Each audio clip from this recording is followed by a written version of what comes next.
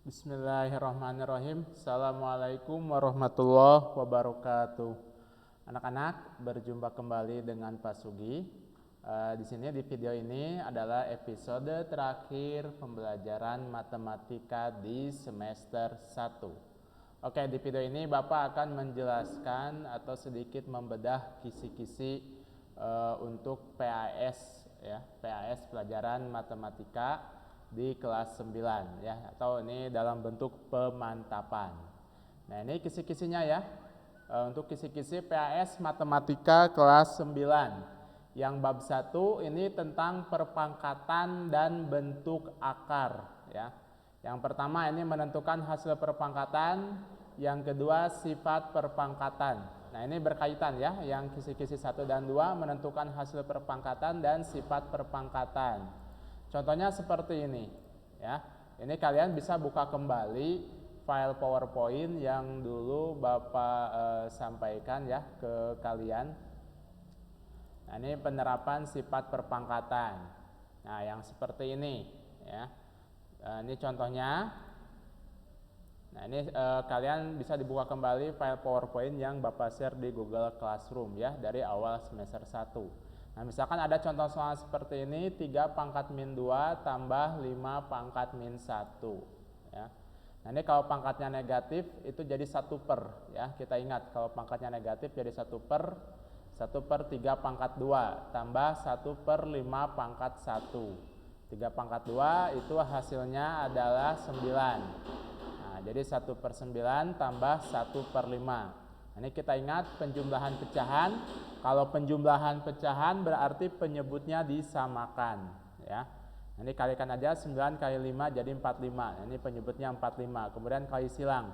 1 kali 5 hasilnya 5, lalu 9 kali 1 hasilnya 9. Nah, setelah sama penyebutnya tambahkan pembilangnya. 5 tambah 9 jadi 14. Nah, jawabannya 14 per 45. Oke. Kemudian, nah ini contoh lain ya untuk menentukan hasil perpangkatan. Nah, di sini ada di sifat-sifat perpangkatan ya. Kalian bisa buka kembali file PowerPoint sifat-sifat perpangkatan. Contohnya seperti ini. Nah, ini kan di contoh soal ini. Nah, yang seperti nomor 3 ini. Nah, ini kan di soalnya tambah. Nanti kalau di soalnya bisa diganti, bisa kali, bagi, atau kurang. Contohnya ini 10.000 pangkat 1/4 tambah 625 pangkat 2/4. 10.000 itu rubah ke perpangkatan jadi 10 pangkat 4. Pangkat lagi 1/4. 625 dirubah ke perpangkatan jadi 5 pangkat 4. Pangkat lagi 2/4 ya. Nah, ini kalau pangkatnya double, kita ingat kembali pangkatnya double berarti kalikan. Nah, 4 kali 1/4, kemudian yang ini 5 pangkat 4, 4-nya kali 2/4. 4 kali 1/4 itu hasilnya adalah 4/4. 4 kali 2/4 hasilnya 8/4 ya. Nah, ini 4 kali 2 hasilnya 8. Oh ya, ini 4 kali 1 hasilnya 4. Nah, disederhanakan 4 dibagi 4 itu 1. 8 bagi 4, 2. Jadi 10 pangkat 1 tambah 5 pangkat 2. 10 pangkat 1 hasilnya 10, kemudian 5 pangkat 2 hasilnya 25. Lalu ditambahkan ya, jadi hasilnya 35. Nah, seperti ini contoh soalnya. Mungkin nanti ini bisa diganti dengan kali, bagi, atau kurang. Nah, ini untuk menentukan hasil perpangkatan atau sifat-sifat perpangkatan ya, itu contohnya. Kalian bisa baca kembali contoh-contoh soal yang ada di PowerPoint. Kemudian penjumlahan dan pengurangan bilangan bentuk akar, juga perkalian dan pembagian bilangan bentuk akar. Oke, seperti ini ya, penjumlahan dan pengurangan. Nah, ini penjumlahan dan pengurangannya ya. Kalian ini soal seperti ini. 2 akar 3 tambah 4 akar 27. Nah, ini 2 akar 3 tambah 4 akar 27 dikurangi akar 75. Nah, ini 2 akar 3-nya tidak bisa disederhanakan tetap. Nah, ini yang 4 akar 27, akar 27-nya dirubah ke perkalian 9 kali 3 ya. Nah, kemudian 75-nya dirubah juga ke perkalian 25 kali 3. Nah, ini 2 akar 3 ditambah ini akar 9. Nah, ini dipisah akarnya ya, akar 9 kali akar 3. Lalu ini akar 25 kali akar 3, dipisah juga akarnya. Jadi 2 akar 3 tambah 4 kali 3 kali akar 3. Nah ini akar 9 hasilnya 3. Kemudian ini akar 25 hasilnya 5. Ya. Nah ini 4 kali 3, 12. 12 kali akar 3 jadi 12 akar 3. Kemudian 5 kali akar 3 hasilnya 5 akar 3. Nah ini bilangan di dalam tanda akarnya sudah sama semuanya. Ya. 2 akar 3 tambah 12 akar 3 dikurangi 5 akar 3. Jika bilangan di dalam tanda akarnya sudah sama, tinggal dihitung ya, ditambah atau dikurangi angka yang di luar akar. 2 tambah 12 kurangi 5 dan hasilnya adalah 9 ya. 2 tambah 12 itu 14, 14 kurangi 5 9, 9 akar 3. Nah, ini kita ingat kalau syarat penjumlahan atau pengurangan bentuk akar, bilangan di dalam tanda akarnya harus sama. Ya, seperti ini. Nah, ini akar 3, akar 3, akar 3 juga. Kalau bilangan di dalam tanda akarnya berbeda, harus disederhanakan dulu. Caranya seperti ini, ya. Ini akar 27 dirubah ke perkalian, akar 75 juga dirubah ke perkalian. Nah, ini penjumlahan dan pengurangan bilangan bentuk akar, ya. Kemudian untuk merasionalkan penyebut pecahan bentuk akar, ya. Nah, di sini untuk merasionalkan dan pembagian perkalian ya, kalian bisa seperti ini nih kalau merasionalkan. Nah ya ini bilangan yang senilai dengan 7 per akar 7 min akar 3. Kalian bisa lihat di channel YouTube Bapak ya untuk penyelesaian ini, karena pada saat itu Bapak tidak membuat PowerPoint-nya, langsung Bapak ajarkan di papan tulis. Kalian bisa lihat channel YouTube Bapak yang merasionalkan penyebut pecahan bentuk akar. Di sini ada cara membahas soal seperti nomor 6 ini, ya. Ini merasionalkan penyebut pecahan bentuk akar. Sekaligus ini ada perkalian dan pembagian bentuk akarnya, ya. Nah, kemudian berikutnya, nah ini ada bilangan bentuk baku. Nah, bilangan bentuk baku. Oh ya, maaf, sebelum ke bilangan bentuk baku, nah nanti ada soal juga seperti ini ya. Aplikasi perpangkatan ya. Ini sudah ada di Google Classroom ya, pembahasan dan contoh soalnya. Nah, soal seperti ini, seorang petani menanam 2 jenis tanaman dengan yang ini. Nah, sebuah tambak memiliki 4096 ekor bibit lele ya. Itu sudah ada di Google Classroom contoh-contoh soal dan bentuk pembahasannya ya.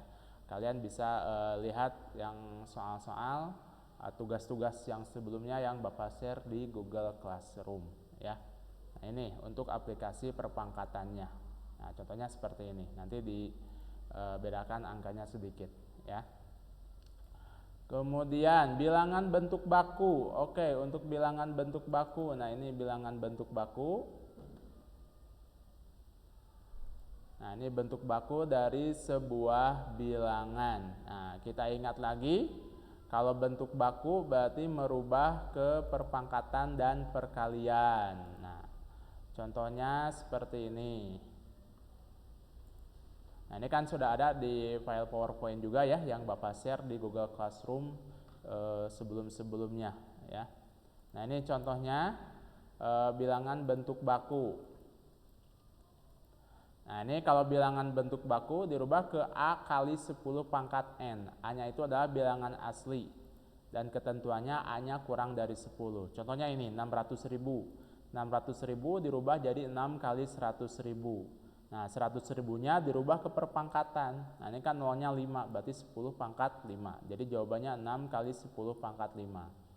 Contoh lainnya ini 160.000, berarti dirubah jadi 1,6. Nah, jadi jangan diambilnya 16. Karena kan di sini syaratnya harus kurang dari 10 ya. Ini bilangan pokoknya.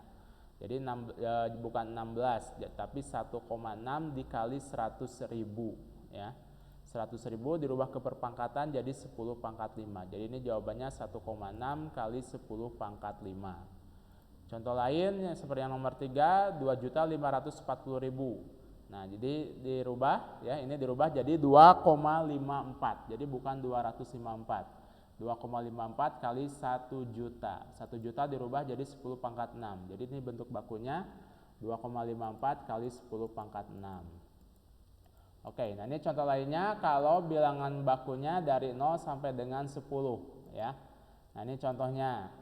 Misalkan 0,085. 0,085 dirubah ke pecahan biasa jadi 85 per 1000.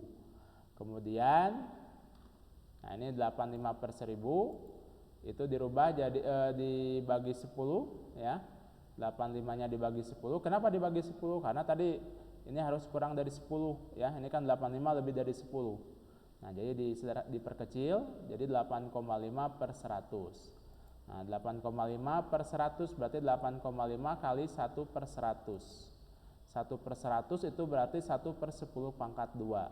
Kita ingat sifat perpangkatan kalau ada 1 per, nah ini 10 pangkat 2, pangkatnya naik ke atas jadi negatif. Sehingga jawabannya 8,5 kali 10 pangkat min 2 ya. Nah ini contoh untuk bentuk baku. Kalian bisa lihat lagi di PowerPoint-nya ya. Nah ini untuk bentuk baku. Oke, itu untuk bab 1 ya, perpangkatan dan bentuk akar. Kemudian yang bab kedua, persamaan kuadrat. Nah ini persamaan kuadrat. Yang pertama menentukan akar-akar persamaan kuadrat dengan pemfaktoran dan rumus ABC. Oke, nah ini ke bab 2, persamaan kuadrat ya. Nah ini menentukan akar-akar persamaan kuadrat dengan pemfaktoran. Nah yang ini. Nah kalian diingat kembali cara memfaktorkan persamaan kuadrat ya, atau cara menentukan akar persamaan kuadrat. Nah contohnya seperti ini. X kuadrat dikurangi X dikurang 20 sama dengan 0. Nah kita uraikan dulu. A-nya 1, B-nya min 1, dan C-nya min 20 ya. Ini A itu yang X kuadrat, B itu yang koefisien X-nya, C itu konstantanya. Nah di sini dibuat tanda kurung ya, sepasang seperti ini, X dan X. Nah ini diuraikan X kuadratnya X kali X. Nah di sini ada kekosongan ya dalam tanda kurung. Kosong itu berarti 2 angka. Nah cari 2 angka jika dikalikan hasilnya min 20 dan jika ditambahkan hasilnya min 1 ya. Nah kalau cara menebak ya, dengan langsung menebak, angkanya adalah 4 dan min 5. Kan kalau dikalikan 4 kali min 5 hasilnya min 20. Kemudian kalau ditambahkan 4 tambah min 5 hasilnya min 1. Nah, sehingga X kuadrat min X min 20 sama dengan 0. Nah, ini pemfaktorannya X tambah 4 kali X min 5. Ya, tadi angka yang kita maksud adalah 4 dan min 5. Karena kan kalau 4 kali min 5 min 20. Kemudian 4 ditambah min 5 hasilnya min 1. Kemudian tandanya langsung kita balik mencari X-nya. Positif 4 kita balik jadi negatif 4. Kemudian negatif 5 kita balik jadi positif 5. Nah ini akar-akar persamaan kuadratnya ya. Jadi akar-akar persamaan kuadratnya adalah X sama dengan min 4 atau X sama dengan 5. Nah ini bisa dipelajari kembali ya, dibaca PowerPoint-nya. Kemudian nah ini ada juga pemfaktoran yang seperti ini. Nah ini pemfaktoran yang kedua. Nah pemfaktoran dengan nilai A-nya tidak sama dengan 1. Nah contohnya seperti ini. 5x kuadrat min 8x tambah 3 sama dengan 0 ya. Kemudian ini 5x min 5. Nah ini angkanya langsung diperoleh min 5 dan min 3. Nah dari mana ini min 5 dan min 3? Nah ini prosesnya 5 dikali 3 ya. Nah ini dari sini nih. Oke. Nah ini pemfaktoran kalau A-nya tidak sama dengan 1. 5x kuadrat min 8x tambah 3 sama dengan 0. Kita uraikan nilai A, B, C-nya. A-nya 5, B-nya min 8, dan C-nya 3. Nah, kemudian kalikan dulu A kali C. 5 kali 3 yaitu sama dengan 15. Kemudian kita buat pemfaktorannya 5x, 5x, dan dibagi 5. Ini dari mana angka 5? Dari nilai A-nya ya. Ini kan A sama dengan 5. Kemudian cari 2 angka jika dikalikan hasilnya positif 15. Dan jika ditambahkan hasilnya min 8. Nah ini ya, tadi kan A kali C itu 15 dan ini tengahnya min 8. Di sini ada berbagai kemungkinan. Nah, yang kita ambil yang cocoknya adalah yang paling bawah, min 3 kali min 15 hasilnya positif 15. Kemudian min 3 tambah min 5 hasilnya min 8. Nah, sehingga ini angkanya min 5 dan min 3. Ya, 5x min 5 kali 5x min 3 dibagi 5. Nah, ini 5-nya dikeluarkan, 5x min 5 difaktorkan. Nah, 5-nya keluar, x min 1 kali 5x min 3 dibagi 5. Kemudian dicoret ini 5-nya ya. Nah, sisanya x min 1 kali 5x min 3. Nah, x min 1 kali 5x min 3 diuraikan, x min 1 sama dengan 0 atau 5x min 3 sama dengan 0. Min 1-nya pindah ruas ke kanan, jadi 0 tambah 1, min 3 juga pindah ruas ke kanan, jadi 0 tambah 3, ya ini pindah ruas. 0 tambah 1 jadi 1, kemudian 0 tambah 3 jadi 3.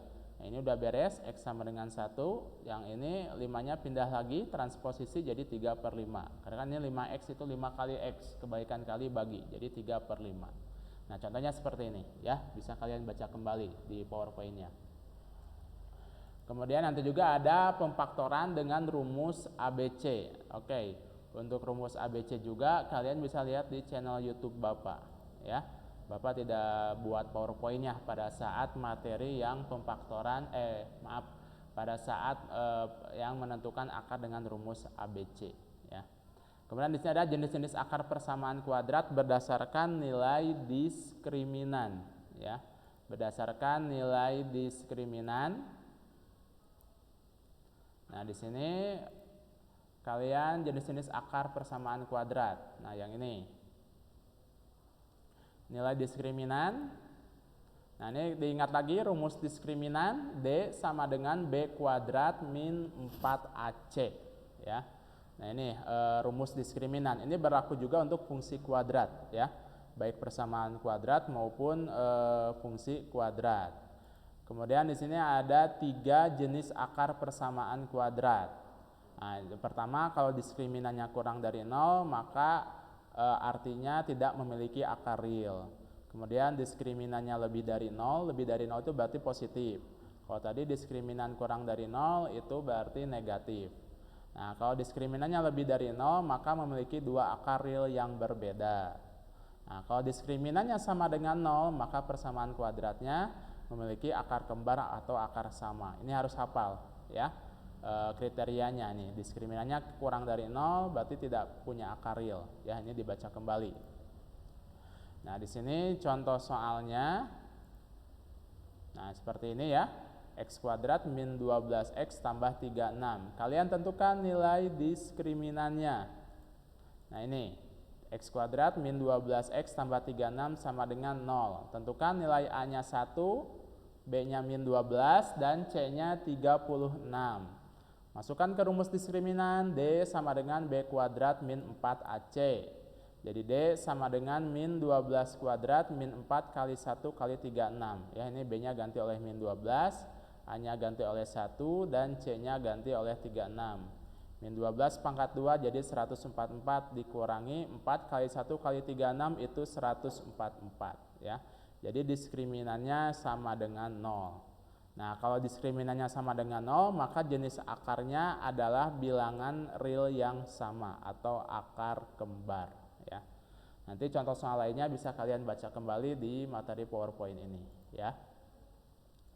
Oke. Kemudian nanti ada aplikasi konsep persamaan kuadrat dalam bangun datar dan bangun ruang.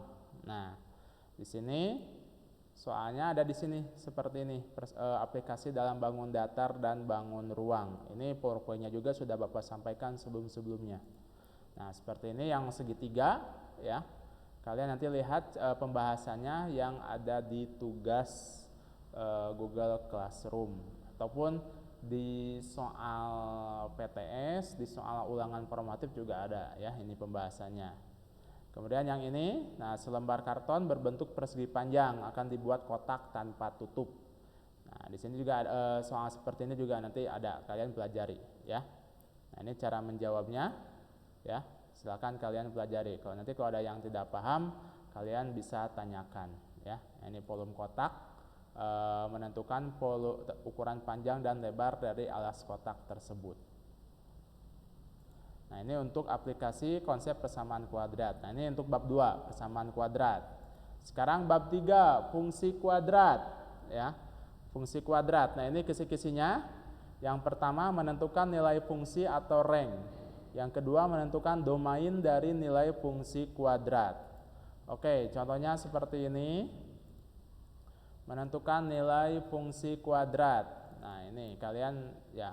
Pokoknya materinya ada di PowerPoint ya yang Bapak share sebelum-sebelumnya. Nah, ini menentukan nilai fungsi kuadrat. Contohnya seperti ini. Nah, yang ini menentukan nilai fungsi kuadrat. Ya. Nah, ini contoh soal, diketahui sebuah fungsi f(x)-nya sama dengan x kuadrat tambah 3x dikurang 10. Nilai dari f-2 adalah berapa? Ini tinggal diganti aja x-nya. X-nya diganti oleh min 2. Ya. Nah, ini x kuadrat tambah 3x min 10.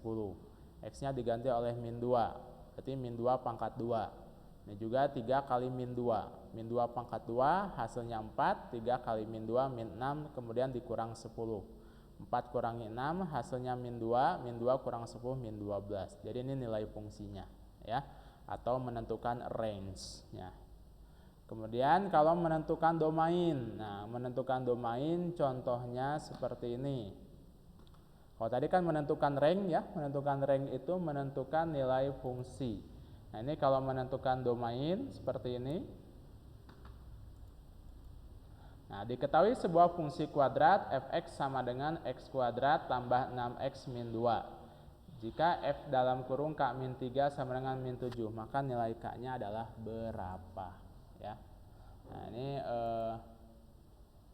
contoh, oh ya maaf, yang ini menentukan domain yang seperti ini. Nah, nih, kalau tadi kan menentukan rank, menentukan nilai fungsi, sekarang menentukan domain. Diketahui sebuah fungsi f(x) sama dengan x kuadrat min 2x tambah 7. Jika fm sama dengan 15, maka nilai m-nya adalah berapa? Ya. Nah, ini fx sama dengan x kuadrat min 2x tambah 7. X-nya diganti oleh m, karena yang diketahuinya fm sama dengan 15. X diganti oleh m, jadi semua variabel x juga diganti oleh m. Nah, kemudian fm itu kan adalah range-nya ya, fm-nya diganti oleh 15.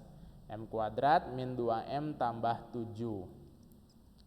Oke, nah ini 15-nya transposisi ke kanan jadi min 15. M kuadrat min 2m tambah 7 dikurang 15. 7 kurang 15 itu hasilnya min 8. Ya. Nah, ini M kuadrat min 2m min 8. Difaktorkan. Nah, ini M kuadrat min 2m min 8 sama dengan 0. Ya. Nah, ini cari dua angka, kalau dikali min 8, kalau ditambah min 2. Hasilnya min 4 dan 2. Jadi angka yang dimaksud adalah angka min 4 dan angka 2. Ini nyambung ke persamaan kuadrat. Ya, cara yang seperti ini. Nah, ini kalau difaktorkan, nah ini kan min 4 kali 2 min 8. Kemudian min 4 tambah 2 jadi min 2. Ya. M min 4 kali M plus 2 sama dengan 0. Jadi M dikurang 4 sama dengan 0 atau M tambah 2 sama dengan 0.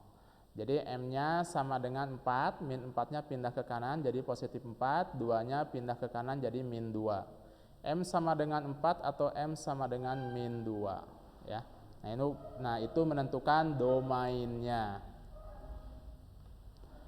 Kemudian sifat kurva fungsi kuadrat berdasarkan nilai diskriminan. Kemudian sifat kurva fungsi kuadrat berdasarkan nilai A, B, dan C. Ya. Nah, ini kalian bisa lihat di sifat-sifat kurva fungsi kuadrat. Nah, ini. Oke, contoh soalnya seperti ini nih. Nanti kalian bisa lihat. Nah, ini kalian ingat lagi ya, sifat-sifat kurva fungsi kuadrat. Bentuk kurva dari fungsi f(x) sama dengan ax kuadrat tambah bx tambah c. Dengan a kurang dari 0, b lebih dari 0, dan c kurang dari 0. Ya. Nah, ini menentukan bentuk kurvanya yang mana, A, B, C atau D. Nah, di sini kita analisa A-nya kurang dari 0. Kita ingat kalau A kurang dari 0 itu berarti terbuka ke bawah. Kalau A-nya lebih dari 0 itu terbuka ke atas. Kemudian B-nya lebih dari 0, titik puncak kurva di sebelah kanan sumbu Y. Nah, karena kan kalau A-nya dan B-nya berbeda tanda ya, ini kan A-nya kurang dari 0, berarti negatif, B-nya lebih dari 0 berarti positif. Nah, ini titik puncak kurva di sebelah kanan sumbu Y. Kemudian di sini C-nya kurang dari 0. Kalau C-nya kurang dari 0 berarti titik potong sumbu Y berada di bawah sumbu X, ya. Nah, ini. Nah, jadi ini kalau kita analisa kurvanya terbuka ke bawah, kemudian titik puncak di sebelah kanan sumbu Y dan titik potong sumbu Y berada di bawah sumbu X. Nah, ini berarti yang B jawabannya ya. Nah, ini kan titik puncaknya di kanan sumbu Y terbuka ke bawah dan ini titik potong sumbu Y-nya ada di bawah sumbu X. Jadi jawabannya yang B. Kemudian, nah ini ada bentuk soal juga seperti ini. Perhatikan bentuk kurva fungsi fx sama dengan ax kuadrat tambah bx tambah c. Nah, ini pernyataan yang benar ya. A, B, C, D. Perhatikan ini, kurvanya terbuka ke atas atau ke bawah. Nah, ini kan terbuka ke atas. Kalau terbuka ke atas berarti A-nya lebih dari 0. Kemudian titik puncaknya, ya ini cara mengidentifikasinya. Titik puncaknya di kanan sumbu Y. Nah, titik puncaknya di kanan sumbu Y, jadi titik puncak kurva di sebelah kanan sumbu Y. Jadi B-nya kurang dari 0. Nah, karena kalau di sebelah kanan titik puncaknya, kita ingat kalau titik puncaknya di sebelah kanan, maka A dan B beda tanda. Yang satu negatif, yang satu positif. Kalau titik puncaknya di kiri, A dan B-nya tandanya sama-sama negatif atau sama-sama positif. Kemudian ini titik potong sumbu Y-nya ada di atas sumbu X. Kalau titik potong sumbu Y-nya ada di atas sumbu X, berarti C-nya lebih dari 0. Berarti setelah kita identifikasi ya, kurva terbuka ke atas, A lebih dari 0. Titik puncak di kanan sumbu Y, B kurang dari 0. Dan titik potong sumbu Y di atas sumbu X, berarti C lebih dari 0. Sehingga jawaban yang sesuai adalah yang A. Nah, ini sifat kurva fungsi kuadrat berdasarkan nilai A, B, dan C. Kemudian sekarang sifat kurva berdasarkan nilai diskriminan. Nah, ini nilai diskriminan fungsi kuadrat ya. Kalian bisa lihat di sini nilai diskriminan dari fungsi kuadrat. Kalian baca kembali ya. Nah, ini rumusnya B kuadrat min 4AC. Nah, di sini sifat kurva fungsi kuadrat berdasarkan nilai diskriminan. Kalau kurva memotong atau melalui sumbu X di dua titik, berarti diskriminannya lebih dari 0. Ya, seperti ini. Kemudian kalau diskriminannya sama dengan 0, berarti kurva itu menyinggung. Menyinggung itu artinya melalui sumbu X di satu titik, seperti ini. Kemudian kalau diskriminannya kurang dari 0, maka kurvanya tidak memotong sumbu X. Nah, contohnya seperti ini. Ya. Nanti ini bisa kalian pelajari kembali. Nilai diskriminan dan sifat kurva fungsi kuadrat berdasarkan nilai diskriminan. Nah, kemudian di sini ada menentukan rumus fungsi kuadrat dari gambar atau kurva parabola. Ya, menentukan rumus. Nah, di sini di materi yang ini menentukan rumus fungsi kuadrat. Nah, yang ini menentukan rumus fungsi kuadrat. Nah, seperti ini contohnya, ya.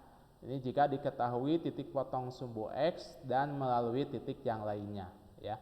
Silakan kalian pelajari cara-cara yang ini ya untuk menentukan atau membuat rumus fungsi kuadrat ya. Kemudian nah di sini ada menggambar grafik kurva fungsi kuadrat di buku berpetak. Oke. Menggambar. Nah, ini soal esainya ya, menggambar kurva fungsi kuadrat. Kalian bisa baca ini ya, dipelajari kembali menggambar fungsi kuadrat. Seperti ini ya. Nah, diingat di sini ada pembuat nol fungsi. Pembuat nol fungsi itu berarti titik potong sumbu X ya. Jadi untuk menggambar fungsi kuadrat, nah ini tentukan dulu titik puncak. Nah, ini rumusnya ya, X max dan Y max. Kemudian tentukan titik potong sumbu X dan titik potong sumbu Y. Lalu gambar seperti ini ya. Nah, ini harus di buku berpetak menggambarnya ya. Nah, ini menggambar fungsi kuadrat ya, menggambar grafik fungsi kuadrat. Oke, itu untuk bab 3. Sekarang bab yang terakhir, bab keempat, transformasi. Nah, ini transformasi itu materi terakhir ya, refleksi dan translasi. Oke. Untuk refleksi menentukan pencerminan terhadap sumbu Y dan sumbu X. Nah, ini transformasi. Nah, ini refleksi seperti ini. Ya. Kalian diingat lagi rumusnya. Kalau titik koordinat direfleksikan terhadap sumbu X, maka yang rubahnya yang Y, ya. Kalau negatif jadi positif, positif jadi negatif. Kalau direfleksikan terhadap sumbu Y, maka yang rubahnya yang X. Nah, X-nya jadi negatif, ya. Jadi kalau X-nya positif jadi negatif, kemudian kalau X-nya negatif jadi positif. Nah, ini, ya. Kemudian juga nanti menentukan gambarnya, ya, gambar pencerminan yang benar seperti apa. Lalu translasi. Nah, translasi seperti ini. Oke, translasi kalian menentukan titik bayangan. Nah, ini pelajari ini ya. Menentukan titik bayangan, kemudian menentukan titik asal, dan menentukan komponen translasi. Ini semuanya nanti ada di PAS. Dan tentunya ada menggambar juga. Nah, seperti nomor 4 ya. Nanti ada soal menggambar ya, nanti soal esai.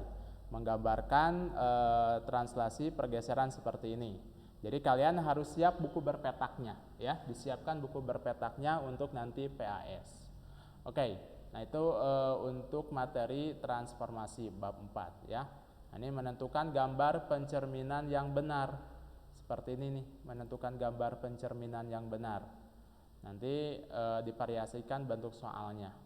Nah, seperti ini ya, tapi nanti tidak seperti ini, nanti bentuknya gambar yang lain ya. Itu. Nah, ini mungkin itu saja ya untuk kisi-kisi atau bedah kisi-kisi yang Bapak sajikan di video ini yang berupa pemantapan PAS Matematika kelas 9 ya. Tetap semangat ya, siap semangat unggul bersama ya. Sekian dan terima kasih. Dan untuk berikutnya nanti ada pelaksanaan penilaian akhir semester 1 tahun pelajaran 2020-2021. Nah, mudah-mudahan kalian bisa menjawabnya dan nilainya minimal 100 ya. Oke. Sekian dari Bapak. Nanti kalau ada pertanyaan boleh WA Japri ya. Selama dari Jumat, Sabtu, Minggu, kalau ada yang mau ditanyakan boleh WA Japri kapanpun ke Bapak ya. Sekian dari Bapak, terima kasih atas perhatiannya. Assalamualaikum warahmatullahi wabarakatuh.